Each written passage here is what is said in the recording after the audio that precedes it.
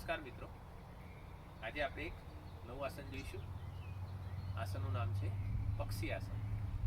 હવે આને પક્ષી આસન કેમ કહેવામાં આવે છે? આ આસનમાં આપણો આકાર પક્ષી જેવો થતો હોવાથી અને પક્ષી આસન કહેવામાં આવે છે. જે આસન પણ ન કરી શકે, જેને ટીચરનો પ્રોબ્લેમ હોય, કમરની તકલીફ હોય અને વજન વધારે હોય, તો એ લોકોએ ડૉક્ટરની સલાહ લઈને આ આસન કરવું જોઈએ. તો ચાલો મિત્રો, જોઈએ આપણે આસન કેવી રીતે કરવામાં આવે છે. સૌપ્રથમ આવી જઈશું દંડાસનમાં. બંને હાથ કમાની સમાંતર કરીશું. ધીમે ધીમે 90 ડિગ્રી ઝૂકીશું. નજર એક બિંદુ પર સ્થિર રાખીશું. ધીરે એને જમણો પગ પાછળ કરીશું. ક્ષમતા પ્રમાણે રોકીશું. ધીરે એને પગને નીચે લાવીશું.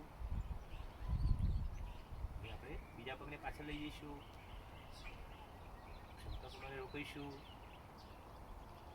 ધીરે પગને નીચે લાવીશું. ધીમે ધીમે અપ થઈ જઈશું. આવી જઈશું દંડાસનમાં. આવી જઈશું શિથિલ દંડાસન. હવે આ આસનના ફાયદા જોઈશું. આ આસનમાં આપણે સંતુલનનું આસન હોવાથી આપણે એકાગ્રતા આમાં ખૂબ જ વધે છે. એકાગ્રતા વધવાથી તમારી યાદશક્તિ વધે છે. એટલે આસન વિદ્યાર્થીઓ માટે ખૂબ જ ઉપયોગી છે. આ આસનથી તમારું વાત, પિત્ત અને કફ ત્રણેય દોષો સમ થાય છે. એટલે આ ખૂબ જ ઉપયોગી આસન છે. બધી નાડીઓ છે એ આમાં ક્રિયાશીલ થાય છે. પીઠ અને પગના સ્નાયુઓ મજબૂત થાય છે.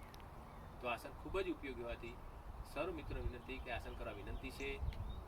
મારો વિડીયો જોવા બદલ ખૂબ ખૂબ આભાર. વિડીયોને લાઈક કરશો, સબસ્ક્રાઈબ કરશો. Thank you very much.